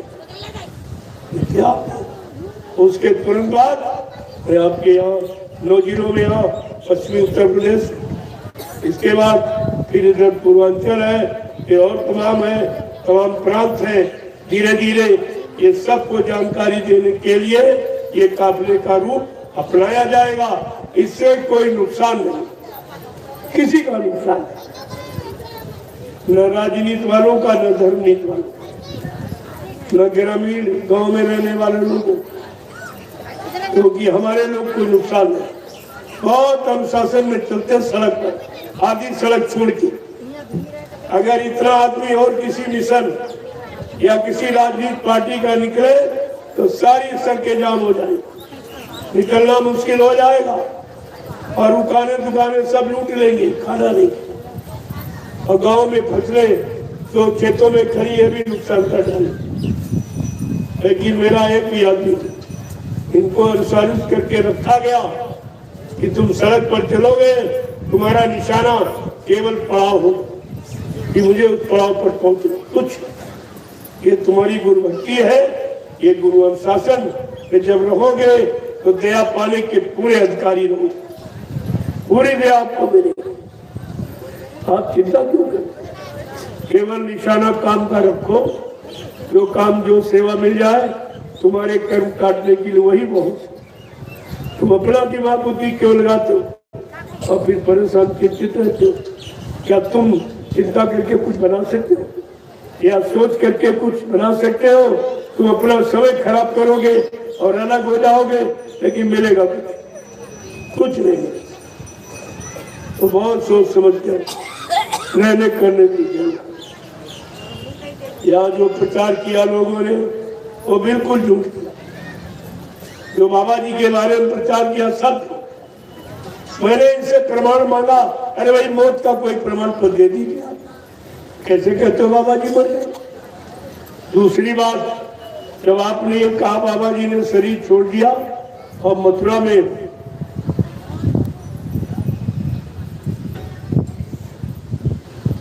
सब प्रेमियों को आपने बुलाया था कि आप लोग आओ, बाबा जी का अंतिम दर्शन कर जाओ। आप लोग गए होंगे, लेकिन आप सच बताना, क्या मथुरा में किसी प्रेमी ने बाबा जी के शरीर को पूरा खोल के देखा था? नहीं। अरे जोर से बोलो।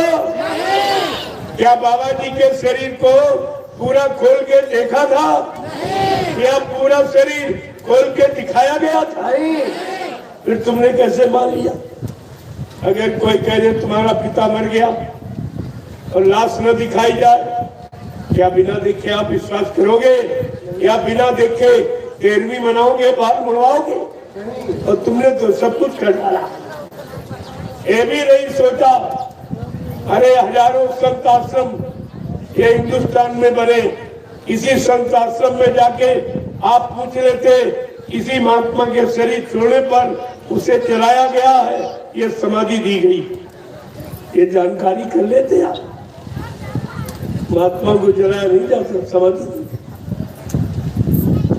प्रेमियों, ये 13वीं, ये भी पूछ रहे थे महात्मा के मरने पर, शरीर छोड़ने पर कहीं 13वीं की जाती, महात्मा के शरीर छोड़ने पर कहीं बाल मुड़वाए जाते।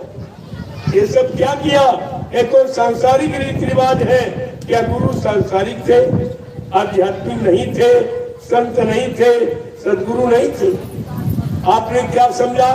सांसारिक समझकर और सांसारिक रीति रिवाजों में आपने गुरु को तोड़ दिया। कितना बारी आपने नुकसान दिया। ये सब विचार करना चाहिए आप, लेकिन आपने किया कुछ नहीं। तो आप जब मथुरा गए थे तब आपको बाबा जी का शरीर दिखाया गया। ये बताओ, जब कोई मरता है आपके गांव मोहल्ले परिवार में बहुत लोग रोजी मरते, क्या किसी मुर्दे शरीर को कमरे में बंद करके ताला डाल के रखा जाता है? क्या देखा सुना किया आपने कभी? ये सब मथुरा में नाटक तुम्हारे लिए किया गया। इसी तरह तुम वहां पहुंच न पाओ पास तक, नहीं तो रात खुल जाएगी। कितना नाटक, कमरे में बंद करके ताला डाल दिया। अगर ऐसा कोई करे तो ये पुलिस प्रशासन तुरंत उस आदमी को पकड़ के जेल में बंद कर देगा। कहेगा तुमने जहर दे के मारा या फांसी लगा के कभी तुम लाश को छिपा रहे हो। ये छिपाने का कारण क्यों था? यही से प्रेमियों रात खुल जाएगा कि तुमने कमरे में ताला बंद करके क्यों रखा, कमरे के अंदर क्यों बंद किया? क्या बाबा जी किसी दूसरे के घर में थे? अपने आश्रम में अपने पूरे परिवार के बीच फिर ये क्या किया? कभी इसमें रखा, फिर वहां से उठाया, एक शीशे में बंद कर दिया। क्या कभी मुर्दे को शीशे में बंद किया था? ये सब तुम्हें समझना चाहिए था। ये नाटक क्यों किया जा रहा? ऐसा तो किसी मुर्दे शरीर के साथ किया ही नहीं गया। और वो शीशे का ताबूत 3.5 फुट का था। बाबा जी के शरीर की लंबाई 5 फुट 5.5 इंच और 3.5 फुट का ताबूत। या मरने के बाद शरीर छोटा हो जाता। ये नाटक देखिए आप क्या क्या कर रहे हैं। महापुरुष के साथ इतना बड़ा नाटक इनको करने में शर्म नहीं आई कि हम अपने गुरु के लिए क्या कर रहे हैं, क्या परिणाम, क्या सजा मिलेगी, कैसे दोजख नरकों में हम जाएंगे और कितने हजार वर्ष तक ये नरकों की सजा पाएंगे। इस पर कोई विचार नहीं। और इसके बाद उठाया, ऊंचे मंच पर दिखाया नहीं, ऊंचे मंच पर। अरे ये सब नाटक न करके सीधे नीचे कोई मंच बना देते और लाइन लगा के जैसे दर्शन कराया जाता ऐसे हाथ लगा देते। सब सारी शंका खत्म। लेकिन दर्शन कराते जब बाबा जी होते था, पुतले का दर्शन क्या दिया? ये तो पुतला बना के ले आए थे, 6 लाख रुपए में मैदान था। इसीलिए नाटकबाजी करते रहे, कमरे में बंद कर रहे, शीशे में बंद कर रहे, ऊपर रख रहे, लेकिन दिखाया नहीं। जब लोगों ने ज्यादा किया कि नहीं खोल के दिखाइए आप, हमारे गुरु जी है, तो इन्होंने जो समय निश्चित किया था जलाने का, उससे 1.5-2 घंटा पहले ही और उस पुतले में आग लगा के नाम और निशान मिटा था।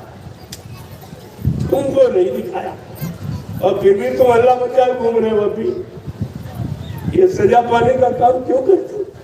चलो 5 लोगों ने किया, चोरों ने, ठगों ने किया, लेकिन तुम तो चोर ठग नहीं थे। तुम तो गुरु भक्त थे, गुरु से प्रेम करते थे, गुरु पर विश्वास करते थे। फिर तुमने इन ठगों चोरों की बात क्यों मानी? ये तो उन्होंने अपने स्वार्थ के लिए किया। तुम्हें क्या मिला? तो तुम कह रहे हो, दोहरा रहे हो, तुम्हें क्या मिला? ये भी नहीं सोच पाए, तुम्हें तो कुछ नहीं मिला। और वो भी नहीं सोच पाए कि एक आदमी कहता बाबा जी हमको वसीयत करते, सारा राज्य मथुरा का कहते हमको। ये 45 करोड़ ये क्या था? अरे उस संपत्ति के अधिकारी 45 करोड़ है। वो ट्रस्ट जो मथुरा का जय गुरुदेव धर्म प्रचारक संस्था जो ट्रस्ट बना, उसके मेंबर ये 45 करोड़ है। और जो कहता कि बाबा जी हमको वसीयत कर गए, वो तो मेंबर भी नहीं है, उसका तो कोई मौलिक अधिकार नहीं है, तो मेंबर भी नहीं है। ना उज्जैन वाला मेंबर है, ना मथुरा वाला ड्राइवर मेंबर है। ये दोनों अवैध हैं। इन पर बिहार से मुकदमा कर दिया गया और 17 अक्टूबर 2017 को हाई कोर्ट ने फैसला दे दिया इन दोनों को अवैध माना है। अब एक किस दिन जेल जाते, अभी तो जो तुम सेवाएं दे रहे हो वही तुम्हारी घूस में दी जा रही। ये सच्चाई छिपाने में क्या घूस में खर्च की तो तुम्हारी सेवा कहाँ लग रही? गुरु की सच्चाई छिपाने में। तुम भी दोषी बन रहे हो, क्योंकि जहां तुम्हारा धन लगेगा और धन का परिणाम तुम्हें भोगना। तुम मथुरा गए थे, तुम्हें पूछना चाहिए था कि 60 साल जो बाबा जी के हाथ में प्रेमियों ने सेवा दी वो कहाँ चली? 60 साल की बाबा जी की कमाई का इन दोनों ने बंदरबाद किया और अभी ले रहे सेवा, और तुम अभी ले रहे हो। सेवा देने का मेरा विरोध नहीं है, सेवा हाथ से देख कर दो कि सेवा हमारी लग रही। अगर अच्छे काम में लगेगी तो अच्छा लाभ मिलेगा, और बुरे काम में लगेगी तो भी परिणाम आपको भोगना पड़ेगा। ये सब ध्यान में रखना चाहिए। सेवा आंख खोल के देनी चाहिए, आंख बंद करके नहीं। ये जब ध्यान रखोगे तब सेवा का लाभ आपको। तो प्रेमियों, मैंने कहा कि भाई उसे पूछो, संत मत्ते वसीयत होती नहीं। संत अपना उत्तराधिकारी अपने सामने बना के व्यवस्था चला के सबसे पूछ के प्रमाणित करके तब जाता, ऐसे चोरी से नहीं। जैसे कह दिया बाबा जी चोरी। अरे बाबा जी अपना कोई संदेश आदेश हमेशा राष्ट्रीय मंच मथुरा राष्ट्रीय कार्यक्रम में दी। तो मैं आपसे ये पूछने आया हूँ, क्या बाबा जी के मुंह से हिंदुस्तान के किसी प्रेमी ने मथुरा में राष्ट्रीय मंच से ये ऐलान करते सुना कि मैंने इसको वसीयत कर दिया या उत्तराधिकारी बना दिया या मैंने इसको नाम पावर दे दिया? क्या आपने सुना बाबा जी के मुंह से? सही बोला नहीं, मैं सच्चाई कहलाने आया हूँ, झूठ नहीं। बाबा जी के मुंह से किसी ने सुना हो तो बता दे। कोई हिंदुस्तान का प्रेमी और बाबा जी अपना कोई आगे छोटा मोटा राष्ट्रीय मंच मथुरा राष्ट्रीय कार्यक्रम होगी और आपने कुछ नहीं सुना।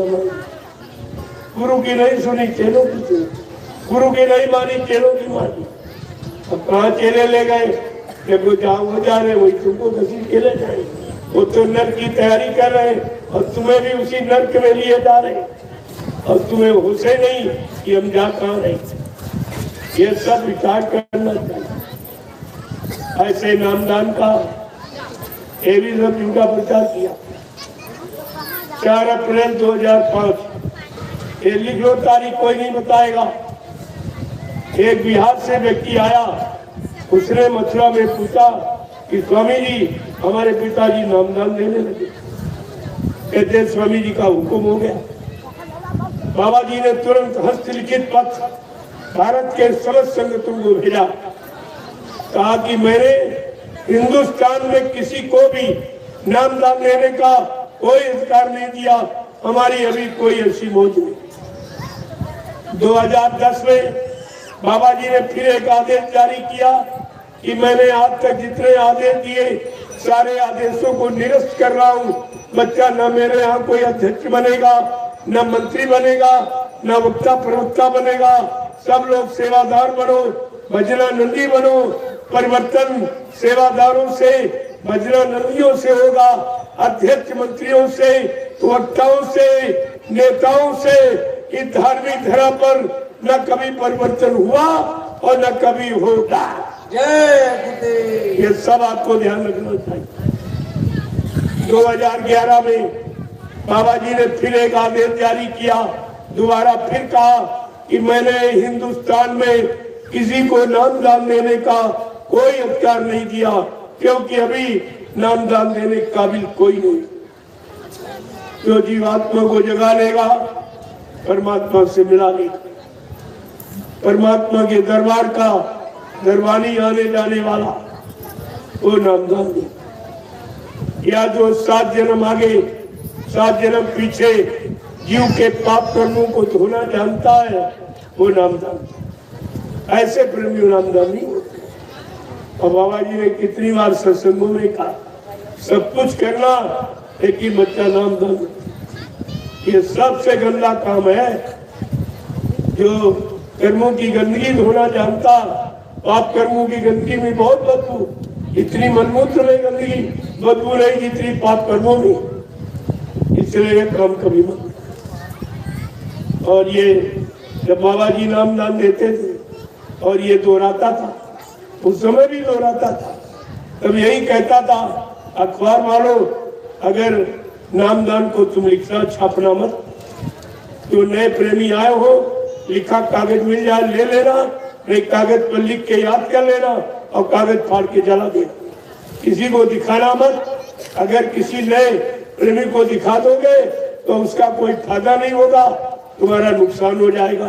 ये सबको बताता रहा, सुनाता सिखाता रहा और स्वार्थ में आके अपनी बुद्धि खराब बैठा और सुता नामदान सुनाने लगा। सबको सुनाने और बाबा जी की नकल करके लाउड स्पीकर लगा के नकल करके सुनाने लगा। इसको ये भी डर नहीं है तू कितने बड़े नर्क की तैयारी कर रहा, कितने जीवों को तू भटका अटका देगा और तू खुद भटक जाएगा। फिर तुझे हजारों जन यहाँ लेने पड़ेंगे, तेरा उद्धार कभी नहीं। गोस्वामी जी महाराज ने इसीलिए लिखा कि हर आशीष धन शोक न हाराई और सो गुरु गो नरक महापरई। कितना साफ साफ लिखा, इसलिए इसको भी नहीं पढ़ा। कहा जो चेला बना रहा है केवल रुपए पैसे धन दौलत लूटने के लिए, मान सम्मान सामान लूटने के लिए, ऐसा गुरु रो रो घोर नर्क में जाएगा। गोस्वामी महाराज ने कितना स्पष्ट, इसने इसको भी नहीं पढ़ा। इसका कितना बड़ा जुर्म और कितना बड़ा भोग है, कितने यानी नरकों में जाना पड़ेगा, ये कुछ भी नहीं। स्वार्थ में व्यक्ति अंधा हो जाता, कुछ नहीं दिखाई। विनाश काले विपरीत बुद्धि, जब जिनका विनाश होने को होता है उनकी बुद्धि विपरीत दिशा में काम करती है। कितनी अच्छी सच्ची बात उन्हें सुनाओ समझाओ, उनकी समाज समझ में बिल्कुल नहीं, क्योंकि उनका पाप का गला भर गया, वो फूटेगा उससे। ये सब हुआ। मैंने ये भी कहा, इनसे पूछो कि बाबा जी तो मथुरा में रहते, आश्रम मथुरा में है, मंदिर मथुरा में है, जमीन मथुरा में है, तो क्या बाबा जी वसीयत करने इटावा गए थे? क्या मथुरा में कोर्ट नहीं था? वसीयत इटावा की दिखाई जा रही और बाबा जी मथुरा में रहे। आपसे ये पूछा जाएगा क्या कोर्ट मथुरा में नहीं? ये सब विचारणी विषय है और ये सब फंस गए। कहा था मैं ऐसा गेम फंसा दूंगा, बच्चा वो टूट जाएगा, कोई निकल नहीं पाएगा, टूट जाएगा। तो साफ तुम्हारे सामने है, महापुरुष को सब दिखाई देता। अब क्या हो रहा, अब क्या होने वाला, अब कैसा होगा, अब कैसा, तो सब देखकर पहले ही कह दिए मैं ऐसा गेम फंसा दूंगा जो हिंदुस्तान में कोई निकाल नहीं पाएगा, फिर ये टूट जाएगा, फिर इसमें बड़े बड़े मगरमच्छ फंस जाएंगे। आप देखते जाइए, ये अध्यक्ष मंत्री सब फंस जाए। आज भी उधर बाबा जी कहते हैं मैंने सारे आदेश निरस्त कर दिए, कोई अध्यक्ष मंत्री कुछ नहीं, और ये फिर से बनाना शुरू। अध्यक्ष बना रहे, उनका अध्यक्ष को अपना गुलाम बना के कहते हैं सेवा वसूल के ले आओ, 60% हमको दो और 40% तुम खाओ। ये कमीशन एजेंट की बड़ी जोर से, वो कमीशन एजेंट मेरे कार्यक्रम में नहीं आएंगे, वो नहीं आएंगे कभी, वो आ ही नहीं सकते। तो उनकी समझ में बात थोड़ी आएगी, वो तो समझ रहे हमारा धंधा बंद करा रही है, हमारी दुकान खत्म करा रहे हैं। हमने कहा रे भाई ये दुकान कब तक चलेगी? दरबार के आगे क्या दुकानें चल सकती? दरबार में लुटाया जाता है और दुकानों में बगैर पैसे का सौदा नहीं मिलता है। आपको दुकान दरबार की परिभाषा समझनी चाहिए, वो भी आप नहीं समझ पा रहे। यहाँ से सब लुटाया जा रहा। लोगों ने देखा मैं शोभा यात्रा निकालता हूँ, ये भी नहीं कोई कर सकता, और कितने कुंटल प्रसाद बंटवा दिया, ये भी नहीं कोई कर सकता। ये प्रसाद क्यों दिया जा रहा? सबको शाकाहारी बनने, सबकी परेशानी मुसीबत दूर करने के लिए। कोई हिंदू मुसलमान सिख ईसाई ब्राह्मण क्षत्रिय भाई सज्जन छोटा बड़ा गरीब अमीर कोई, ये सब के लिए समान प्रसाद दिया जाता है। ये भी कोई नकल नहीं कर सकता। जय गुरुदेव का झंडा वो भी लिए घूम रहे। मैंने कहा अगर तुम्हारी बात सच्ची है कि बाबा जी चले गए तो झंडा गाड़ कर तुम एक प्रेत आत्मा उतार के दिखा दो, या ये बीमारी कम करके मैं तुम्हारी बात मान लूंगा, और नहीं पछता के और रो के आंसू गिरा के एक दिन तुमको इस झंडे के नीचे आना ही पड़ेगा। जय गुरुदेव। और ये जय गुरुदेव प्रभु राम का झंडा जो यहाँ गड़ा है, आप इसकी परिक्रमा करिए, तमाम भूत प्रेत उतर जाते, तमाम बीमारियां कम हो जाती। ये काम हिंदुस्तान में कोई नहीं करता। सभी पार्टियों के पास झंडे, सभी गिरजा धार्मिक स्थलों में झंडे, लेकिन जो ये काम कर रहा क्योंकि ये प्रभु का झंडा, वो अपनी अपनी पहचान के झंडे, पार्टी वाले अपनी पार्टी की पहचान या उनकी पहचान, उनके कुर्सी की पहचान, लोभ लालच का झंडा, और ये झंडा प्रभु नाम, ये प्रभु नाम का झंडा। प्रभु सबकी मदद करेगा, सबकी संभाल करेगा, सबकी रक्षा सुरक्षा संरक्षा हिफाजत करेगा। ये झंडा भी गड़ा हुआ है, आप अभी परिक्रमा करिए सब लोग, बिल्कुल आप आपके सामने, लेकिन शर्त ये है कि आपको शाकाहारी बनो। अगर आप शाकाहारी बन जाओ, मैं दावे के साथ आपके बीच में कहे जा रहा हूँ, ये जय गुरुदेव नाम हर वक्त तुम्हारी मदद करेगा। इसमें कोई धोखा, कोई शंका संदेह की बात नहीं, क्योंकि आज तक किसी नाम दारी ने वादा नहीं, हरि नाम ने वादा नहीं किया कि जब हरि नाम लोगे मैं तुमको मिलूंगा। राम नाम ने वादा, सीताराम ने वादा नहीं किया जब तुम मेरा नाम सीताराम लोगे मैं तुमको मिलूंगा, मैं तुम्हारी मदद करूंगा, ऐसा उन्होंने भी नहीं कहा। कृष्ण नाम ने भी वादा नहीं किया कि जब तुम कृष्ण नाम लोगे मैं तुमको मिलूंगा, मैं तुम्हारी मदद करूंगा। शंकर जी ने भी ये वादा नहीं किया जब तुम मेरा नाम लोगे मैं तुमको मिलूंगा, मैं तुम्हारी मदद करूंगा। ये वादा केवल ये गुरुदेव नाम। बाबा जी ने क्या कहा, जब तुम्हारी मदद कोई न करे, सब जगह से तुम हार गए हो, और तब आप ये गुरुदेव नाम लेना, मैं तुमको मिलूंगा, मैं तुम्हारी मदद करूंगा। शंकर जी बात की, ये अनोखे काम है, सब अनोखे नाम, और ये काम कोई कर ही नहीं सकता। हिंदुस्तान में कहीं चले जाओ आप, ये काम का वादा कोई पूरा नहीं, और सब आपके सामने कराया जा रहा है। ऐसा भी नहीं कहता नहीं हो सकता, नहीं होगा, करोगे जरूर हो, नहीं करोगे कुछ नहीं होगा, नहीं मानोगे कुछ भी नहीं होगा। तो बात है, एक बात और पूछूंगा आपसे, आप ये बताइए कि प्रधानमंत्री देश का राजा होता, क्या प्रधानमंत्री गद्दी पर प्रधानमंत्री का ड्राइवर बैठ सकता है? नहीं बैठ सकता। प्रधानमंत्री की गद्दी पर प्रधानमंत्री का ड्राइवर बैठ सकता है? नहीं बैठ सकता। बैठने दिया जाएगा? अगर बैठ जाएगा तो गद्दी की मर्यादा रहेगी या चली जाएगी? चली जाएगी। और आपने क्या किया, समृद्ध गुरु की गद्दी पर ड्राइवर, वो भी शराबी ड्राइवर को बैठाया, जो न गुरु का शिष्य है, न ट्रस्ट का मेंबर है, न शाकाहारी है, न भजनानंदी है, न नामदानी है, न कभी 2 रुपए सेवा दी, न एक जलिया कभी मथुरा में मिट्टी डाली। वो मालिक बन गया, तुम क्या रहेगा? वो कह रहा आपको बाबा जी उत्तराधिकारी बनो।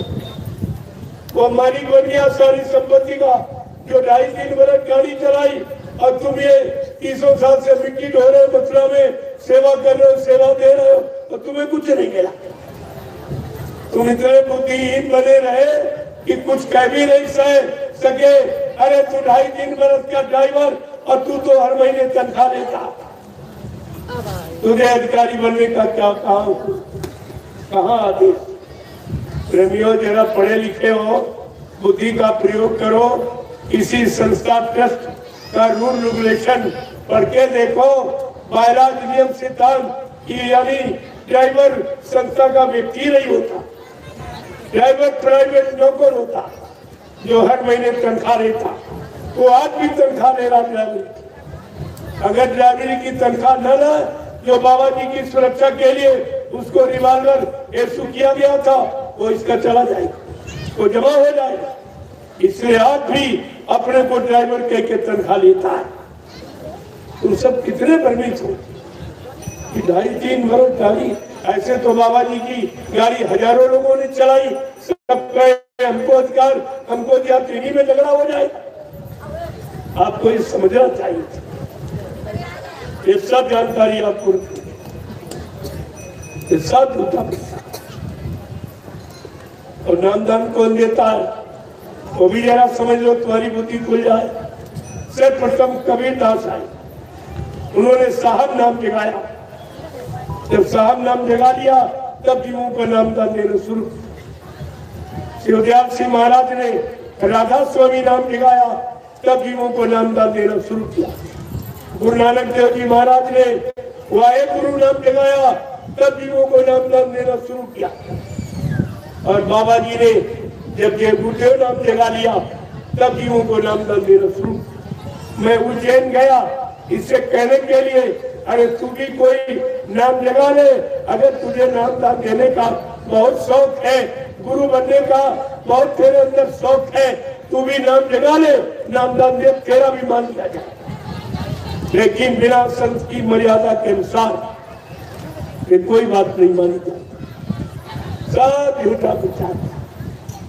बाबा जी ने बोट क्लब पर जब एक टाट गोरा पहनाया, तब तुमसे क्या कहा था? ऐ टाट गोरा पहनने वालों, तुम शपथ कसम खा के टाट फकीरी भेष को धारण करो। ये दिल्ली में ले गए पार्लियामेंट, जहाँ हिंदुस्तान का कानून है, कोर्ट क्लब पर आ बच्चा, ये हिंदुस्तान का कानून है, इसके सामने तुम शपथ कसम खा के इस फकीरी भेष को धारण करो। और ये तुम्हारे शरीर से जब तक नहीं उतरेगा, जब तक देश में अच्छी व्यवस्था नहीं आ जाएगी। सबको रोजी रोटी मिलने लगेगी और सबको न्याय सुरक्षा होने लगेगी, तब ये टाट गोरा तुम्हारे शरीर से उतरेगी। मैं टाट गोरा पहले का आदेश जा रहा हूँ, मैं ही उतराऊंगा। मैं टाट की यानी मतलब पूजा कराऊंगा, टाट का इतिहास बनाऊंगा। अगर बीच में किसी ने अपनी इच्छा से ही टाट गोरा उतार दिया, तो बच्चा तुम उसको सत्संगी मत मानना, तो भविष्य में कोई बहुत बड़ा धोखा कर सकता है। ये सब आपको सुनाया समझाया गया, लेकिन तुम्हारे पास गुरु का कोई वचन नहीं है, इसीलिए आप संकल्प संदेह में चले। जय गुरुदेव, जय गुरुदेव, जय गुरुदेव, जय गुरुदेव, जय गुरुदेव। नाम किसका? प्रभु का। जय गुरुदेव। नाम किसका? प्रभु का। जय गुरुदेव। नाम किसका? प्रभु का। प्रभु का प्यारा नाम। जय। अब आप लोग खड़े हो जाओ, खड़े हो जाओ आप लोग, बहुत देर से आप लोग।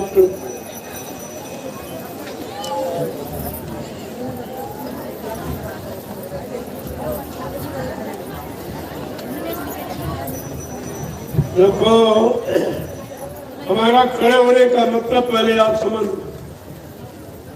आप खड़े तो रोज ही होते हो, बैठते भी रोज, लेकिन मतलब इसका समझ। खड़े होने का मतलब आप अच्छे सच्चे नेक भले ईमानदार चरित्रवान काम को करने के लिए खड़े हो। अब ये परिवर्तन का समय है। एक अच्छे सच्चे चरित्रवान समाज का निर्माण होने जा रहा है। ये उसी की तैयारी है प्रभु। इसलिए आप अच्छे ने भले काम को करने के लिए खड़े बैठो तो भजन पूजन के लिए, बेकार मत और झुको वहां जहां कुछ मिले। अभी आप रास्ते से जा रहे हो, अगर कहीं रुकना पड़ा फट से झुके उठा लो। झुकने का मतलब जहां कुछ मिले। ये तीन स्थितियां शरीर की, अगर शरीर की तीन स्थितियां जान गए, इसी शरीर में चेतन जीवात्मा बैठी, तब आप उसको भी जान गए। अगर ये नहीं जान पाए तो उसको भी आप नहीं। जय गुरुदेव, जय गुरुदेव, जय गुरुदेव, जय गुरुदेव। नाम किसका? जय गुरुदेव। नाम किसका? प्रभु का प्राण। जोर से बोलो, राम मिल बोलो, बोलना होगा। अभी से बोलो, दुख दर्द हरेंगे, सब कष्ट मिटेंगे, सुख शांति भी देंगे। सबके दाता, सबके मालिक, प्रेम से बोलो। ये नाम नहीं इंसान का, ये राम है प्रभु का, ये काम नहीं इंसान का। ये राम है प्रभु का। प्रेमियों में इंसानों में उसका कोई काम नहीं। चाहे राजनीति एक लोग, चाहे धर्म, सब एकदम हार गए और सब चुप है। एक छोटी सी बीमारी कोरोना नाम की आई, सबके एकदम चेहरे थे। न तुम्हारे कथा वार्ता पूजा पाठ वाले कुछ कर पाए, न राजनीति का भाषण देने वाले कुछ कर पाए। ये कुदरती मान जो कुदरत को आपने नाराज किया, गंदा खान पान, गंदी संशोधन, गंदे कर्म कर, इससे कुदरत नाराज है। कुदरत की नाराजगी इंसान कोई मिटा नहीं सकता।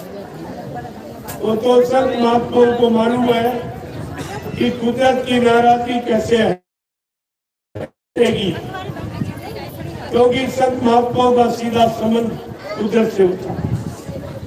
वो इस काम को बड़ी सरलता सुगमता से कर दे, लेकिन ये लोग उनके पास जाने में शर्माते। चाहे देश का विनाश हो जाए, देश का आर्थिक नुकसान हो जाए, चाहे जितना, लेकिन ये महात्माओं की बात। एक तो डर भी लगता है कोई अच्छा काम नहीं किया, और दूसरी बात अपनी तौहीन ही समझते। इतनी जनता मर गई या मार दी गई, उनके शरीर के कीमती पुर्जे इतनी है, ऐसा लीवर सब निकाल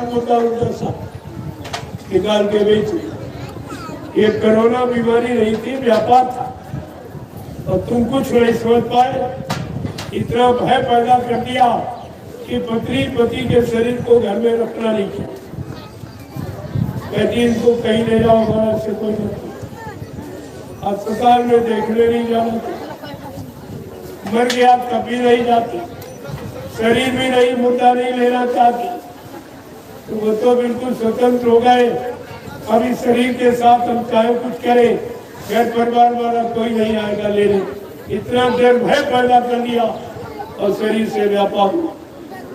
आँख निकाली, प्यारी लेव गुर्दा निकाल लिया, किडनी निकाल लिया, सब कीमती अवश्य निकाल के बेच। इतना बड़ा व्यापार। और एक 4 इंच का कपड़ा मुंह पर लगा दिया, ये भी व्यापार। 4 इंच कपड़े में करोड़ों रुपए पैदा हुए। अगर 4 इंच की कपड़ा ही दवा है कोरोना की, तो वैक्सीन और इंजेक्शन क्यों लगवाए? ये सब नाटक क्यों किया गया? क्यों ये जनता को भड़काया गया, भरमाया गया? ये सब गलती तो है। और बीमारी आज तक कोरोना का कोई इलाज इनके पास नहीं। बगैर संत महापुरुषों के इसका इलाज कोई जानता नहीं, ना कोई बता सकता। और करोड़ों लोग एक झटके से ये हिंदुस्तान से चली और फिर बहुत बड़ी बीमारी आने वाली, कोरोना से कई गुनी बड़ी। उसके लिए तो और कोई इंतजाम नहीं। जब पहले छोटी सी बीमारी में कोई ने किसी ने तुम्हारी मदद नहीं की, तुम्हारे पास कोई नहीं आया, तो ये सब मैंने देखा। मैंने कहा अब की बात तो बहुत बड़ी बीमारी है, चलो इनके बचने के लिए इनको महाप्रसाद दे दिया जाए समझ। लेकिन ये दवा जब काम करेगी जब आप परहेज करोगे। बगैर परहेज के डॉक्टर वैद्य भी गारंटी नहीं देगा। तो आपको शाकाहारी रहना है और ये दवा आपको जो प्रसाद दिया जाए ये आपका पूरा काम सब तरह से तुम्हारी मदद की जा रही है। जो काम कोई नहीं कर रहा वो काम मैं आपका कर और बिना किसी लेन देन। हमको कुछ नहीं, हमको तुम्हारी किसी चीज की जरूरत नहीं।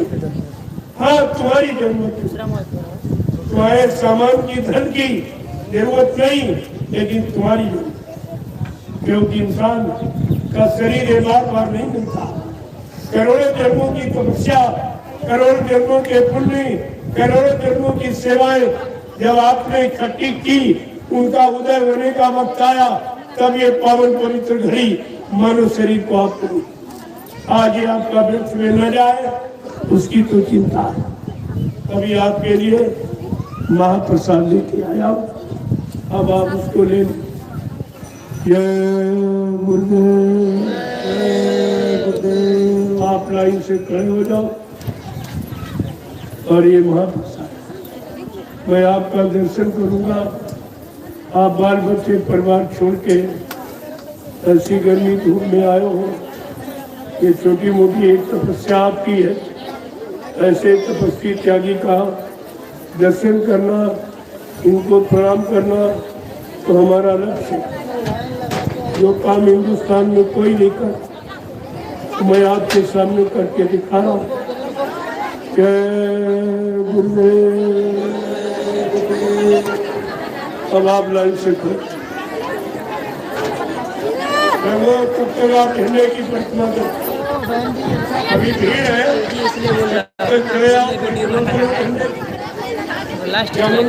एक बार ये आप अभी बताया जाएगा झंडे के बारे में। आप बता दिए। कैमरा चेक कर